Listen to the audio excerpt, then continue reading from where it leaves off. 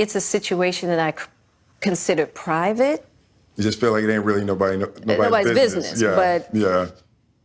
But now Black Twitter has claimed it as their business. Jada and I realized that we were on individual journeys. We were both trying to force a marriage when actually, if you think of us in terms of a seed and soil, are they married? Right? Is a seed, it's not married to the soil, it's just growing together, both doing what they were designed to do. And me and Jada sort of found ourselves into that space where we don't even say we're married anymore. We refer to ourselves as life partners. To my queens out there that have been cheated on by their men, it's not your fault. Stop making it your fault. To my kings out there that have been cheated on by their women, stop making it your fault. Yes, women cheat too. Now here's the other thing. Sex is one of the strongest forces in the universe that we have to deal with. This is about self-mastery. It's not even about what's going on in a relationship. This is about self-mastery, okay? So if you think just because somebody says they love you, or you think just because they want to be in a relationship with you that means that that's going to dissolve all their traumas that they come with, you know what I'm saying? And that they're going to know how to deal with their traumas? Nah, people gonna mess up. My sort of addictions jump. They jump around. When I was young, I definitely think I had a sex addiction of some kind. Yes, that everything could be fixed by sex. Yes. You know what I'm saying? Or It's the behavior. It's the behavior that's attached to it. Because if you want to have a lot of sex, that's great, but why are you having all that sex? That's what you gotta look at. Yeah. You know what I mean? You need to say clearly what happened. As far as what? You and I decided we were going to take our space, and what happened? Yeah, and then I got into an entanglement with August. That's what I said. An entanglement? Yes. Yes. A relationship? Yes, it was a relationship, absolutely. I was in a lot of pain, and I was very broken. Now, in the process of that relationship, I definitely realized that you can't find happiness outside of yourself. What was your hardest time in our marriage? I think the turning point in our relationship for me happened when I turned 40. That's when I had a midlife crisis. Yeah, your 40th birthday was my low point. When you overcome that type of challenge, he did that. Right. And in my mind, that comes from experience. Yes. All right, baby. Go yeah, ahead. no, it's good. No, because we've been having this passionate debate. I feel like greatness lives on the edge of destruction. And that's where it is. It's a hard thing to swallow. Right. Greatness is on the edge of destruction. So you have to almost come to the breaking point, is what you're saying. The reason that someone is great is because they survived death. Yeah. Right? That's what made you great. You were almost over. That was it. Right.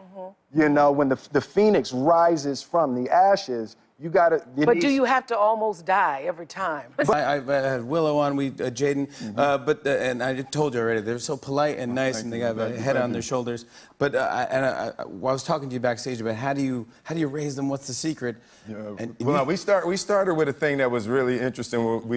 When they were really young, we did a thing called the circle of safety, right? So within the circle of safety, the kids are allowed to say anything that they want. They can tell us anything that they did, and they can cleanse it all out, and they don't get in trouble, right? So there's no point. You stand in a we circle? stand in a circle, and we call a circle of safety, and everybody gets to say a curse word, so they know we in the circle of safety. And then we say, all right, now everybody, anything that anybody did, get it out now. Right? Because the rule is if we find out after the circle of safety that it was something you didn't say, there'll be hell to pay. Right? You know? Right? Hey, you didn't mention that. Yeah, you didn't mention that in the circle of safety. But now they got used to telling us everything. Yeah. You got to a point where you told me straight up, you were like, Mom, I have to leave here to live my life. Totally. And I remember thinking to myself, as devastated as I was like, he's right. Yeah. The time is now. He's 15. It's time for him to leave the house. And I would have never agreed with that. I told Will, when Jaden was smaller, I said we'd be lucky to keep him in the house till he's 16. Because he was so mature. He was making films. He he could really manage his own life. His own life. Like being in this lifestyle, in this world is a bubble. Yeah. And he wanted out. And Yes. I understood that. Yeah, Because I didn't have the bubble. Right. And You I knew what having my freedom outside of the bubble, what I gained from that. And I knew that the sooner I let him go, the faster he was going to come back. Dark music and like it was just so crazy, and I was just like plunged into this like black hole, and I was like cutting myself. What? Yeah, and doing crazy things. Really? When were you cutting yourself? I didn't see that part. Like a long time ago. Cutting yourself where? On my wrist. I mean, you can't even see it, but like there's still a little something there, but like totally lost my sanity for a moment there. Wow. I had no idea. Your brothers didn't know? No. Okay, now I want to talk about your family. Yes. Because your kids seem to have a lot of freedom of expression. Yes. Is that something that you consciously encourage them to have? Yeah, I think it may have been a mistake.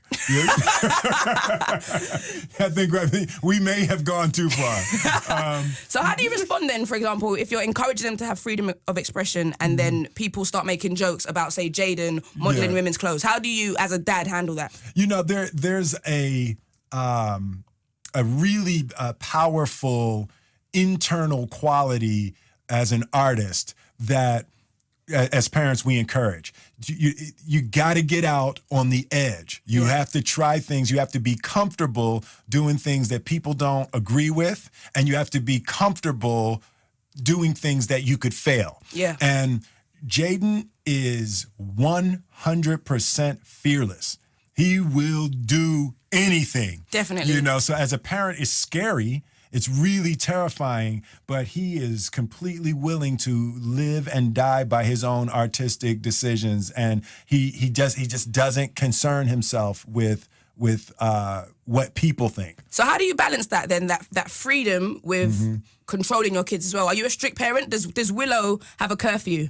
Yeah, Willow, and see now you're hitting on a really difficult issue in our house, right? So I have two sons. I have my oldest is 23, Jaden is 17, and Willow is 15. Yeah. So as a father, and the time I spend with the boys, when they go out, they're with 6 or 7 dudes, right? Yeah. So they have a small army when they go out. So their freedom is slightly different from Willow's. Willow's a 15-year-old girl, so we try to have the same rules, but it's a different world, you know? So we've been struggling with that. So the answer is yes, Willow has a curfew. What time has she got to be in by? Well, Fridays and Saturdays, we give her till 11, 11:30. You know, what she usually does is she stretches it. So she knows it's 11. So she calls at like 10:35 and says, oh, I'll be there at 10:30. Then she calls at, she'll be there at 12:30. And then she keeps calling and adding 15 minutes.